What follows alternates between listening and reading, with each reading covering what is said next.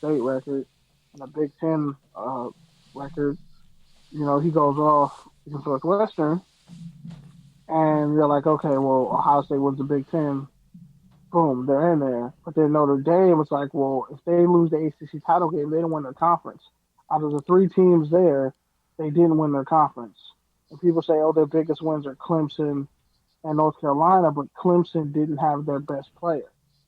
So do you really like you beat a Clemson team that had a true freshman at QB, even though he's supposed to be like a future number 1 overall pick? You beat a Clemson team that was without their best player, a Heisman contender, and you took 3 overtimes to beat them, and then your school rushes the field after you guys beat them in like triple overtime. So it's like you barely beat them. And Trevor Lawrence shows up, and he has like 4 touchdowns and 90 rush yards, and he took one to the house. So, I mean, it's hard for me to even have Notre Dame in there. Texas A&M has a legitimate case because they played the SEC schedule, and they played Florida, LSU, Bama. They played the toughest teams in the SEC and took them down to the wire. When LSU was on top, they beat them. You know, when Florida was on top, they beat them. And they lost to Alabama, so I could say, yeah, this is the one time I would vouch for a Texas A&M, a second SEC school to get in there. But I think this is the year they should have honored divisions and put Cincinnati in that 4 spot. Because you can't tell me Cincinnati on paper. If you put Cincinnati and Notre Dame on the field, Cincinnati could whoop their ass. I could see it happening. From watching Cincinnati play, like, people forget Cincinnati's in Ohio. Ohio's a big state where a lot of top recruits don't all go to Ohio State. A lot of them sometimes go to Cincinnati. A 3 and 4 star in Ohio is better than maybe a 5-star in New Mexico. Sorry, Eric. No, it's all good. Next like, trash. Yeah, so and they always have speed too. They always have speed. Like Travis Kelce came out of Cincinnati. So I mean, like Connor Barwin, like they've put dudes in the league. There was a long time where they kept putting dudes in the league. So I mean, you know, it's upsetting, but it is what it is. But now, speaking of Pac-12, Larry Scott, Oregon, after not playing 2 weeks, they're supposed to play Washington, but since Washington had a COVID outbreak, they got scratched from the Pac-12 title game. Oregon plays USC in the Pac-12 title game, beats their ass 31-24, and USC opts out of a bowl game.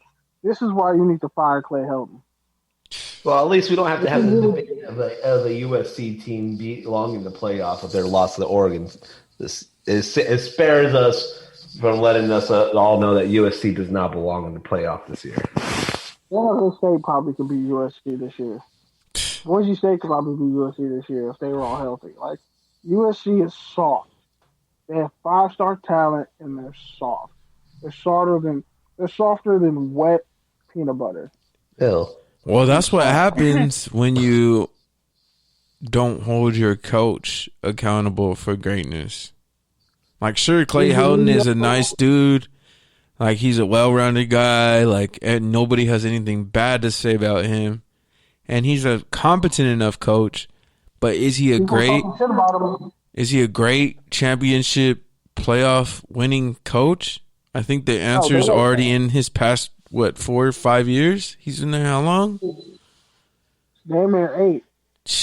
Good Lord. He was an interim coach twice, I think, before he got the job. And it's like the AD didn't, really bang the table for USC to make the playoff. And it's like, because everybody knows the Pac-12 is they cannibalize themselves, and they're soft in injuries.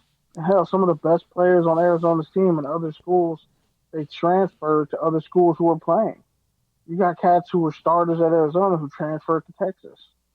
So the Pac-12, even though they were the most sensible in caring about the students. That was probably also something to do with Sumlin, but go ahead. Yeah, that's part of it. But it's also like, it hurts the Pac-12 because, there's the West Coast bias. Yeah, and you always need a 6-6. You always need a stunner from a 6-6 Arizona team. Yeah. But like the thing is, even some of the teams with like losing records in the Pac-12, they were probably 8-win teams in a regular year. But Yeah. since it's not a regular year, no, USC didn't play anybody. Well, pretty sure Washington State clapped the SEC school last year. Pretty sure cats in the Pac-12 went down to the SEC and clapped Ole Miss. Like, it's just shout out to the LSU receiver, KJ Butte. He had like, I think, 12 catches for like 300 yards against Ole Miss. He's a true freshman.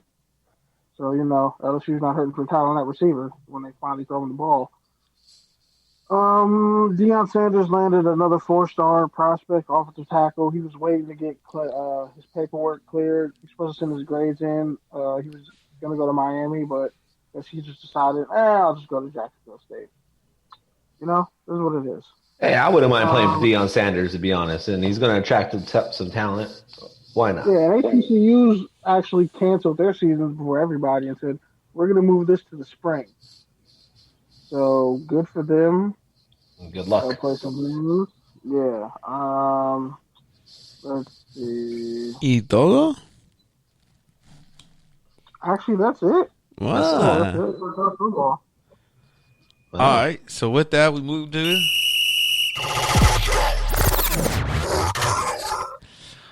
All right, man. So first up, we got Randy Moss saying he is the greatest receiver ever. Terrell Owens is number 2, and Jerry Rice comes in at 3. So, Or 4. Kenny, Eric, feel free to jump in on this too. Touchdown or turnover, Randy Moss saying he is better than T.O. and Jerry Rice. I think that's a touchdown from the aspect of if I'm starting a team and building like an unstoppable weapon at receiver, I want Randy Moss. Because when he actually wanted to try, you physically couldn't stop him. That's the crazy part about it. That's the problem when it was a lot of it was in his head. I think maybe Randy Moss was a better player as far as talent and skill, but as far as a professional athlete, I think Jerry Rice by far was a better professional work athlete. ethic. I give it work ethic. When I think about it, when he says what he says, you got to remember. Jerry Rice admitted to using stickum, which is cheating. He called Bruce as a kid, but like you can't use. Chris Carter's like, I never used stickum. At the same time, though, Jerry Rice played in a. Chris Carter did some other substances that enhanced his performance. But Jerry Rice played at a time where the receivers could be grabbed and touched more, and Randy Moss did it. And Randy Moss had. I think it says a lot more that Jerry Rice had 2 Hall of Fame quarterbacks he played for on the same team, just in 2 different eras, throwing him the ball. He was the one that did that. He was the one that. I would argue, though, that Randy Moss is the reason why we protect receivers so much, because some point people were just holding him and putting their hands all over him, trying to keep him from jumping over them. It was literally hack the track, but hack Randy.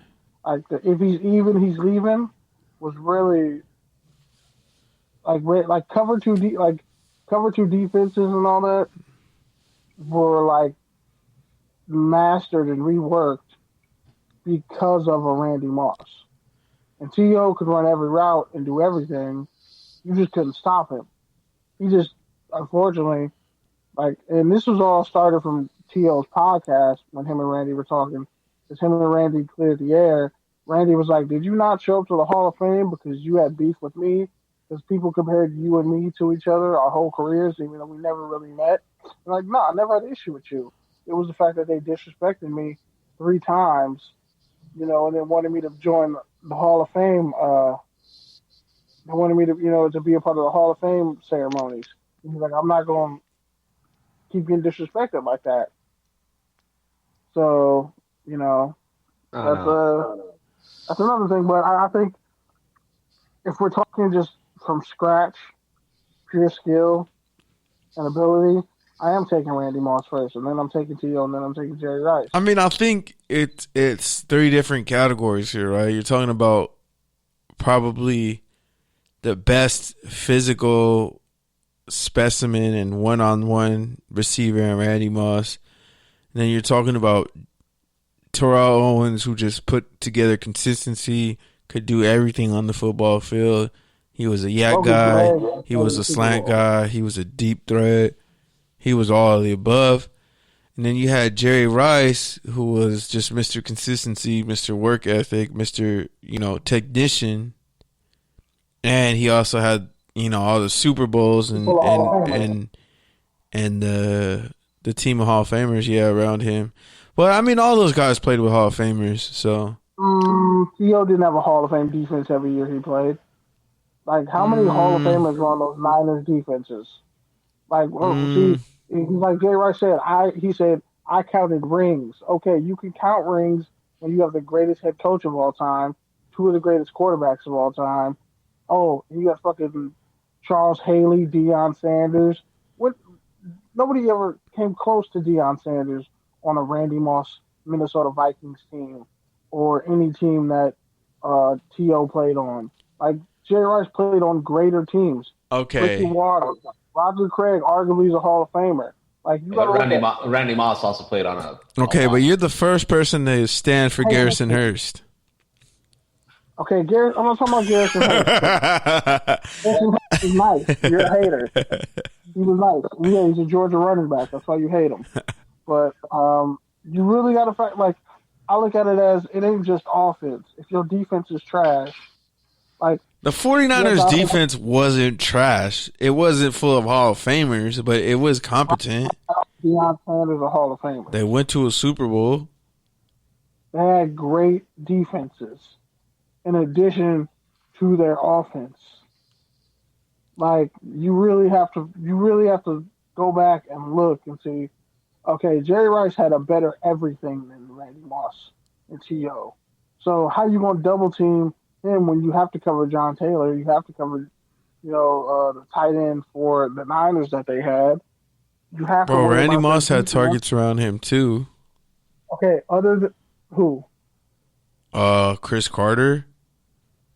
That's his rookie year. That don't count, bro. It was like 2 years. And then they had another receiver, but under them they had a third guy too, whose name I can't remember. Jake Reed, I just said it. Yeah, there you go. Okay, but and then in New England he had guys. When he went to Oakland, Jerry Porter was a 1,000-yard receiver. Well, so did you really just bring up his Oakland years? I'm just saying. Come on, bro. Come on. That's cheap. That's pathetic, actually. I'm gonna ask you again. Who was one of the best players in the league, who, not including Tom Brady, outside of Tom Brady, what other player? He'll tell you to go. He'll tell you to go. Wait, what other player was what? I'm not saying he never had a Hall of Fame quarterback. But that's the Patriots thing. They don't need Hall of Famers. Okay, yes, they don't pay. Bill Belichick. They don't pay. But no, like, Randy Moss had the perfect situation his whole career, if we're being honest. So I don't think Randy Moss would replicate those numbers if he played in this era. Well, yeah, because you can't tell me he's putting up those numbers in this era. He's not catching 23 touchdowns in this era. Randy Moss could play in this era and put up even stupider numbers. Oh, you're saying Jerry Rice couldn't put up those numbers? He put up great numbers. He put up Odell numbers, but he's not scoring 20 touchdowns a year. I don't know if any of those guys are, just because the ball's spread out a lot more. Tyreek Hill has 15 touchdown catches. Yeah, but that's not 23. If you put Randy Moss and Patrick Mahomes on the same team, I'm just saying, touchdowns. Most teams aren't using two tight ends and a fullback a lot. No. Most teams don't even have a fullback on their roster.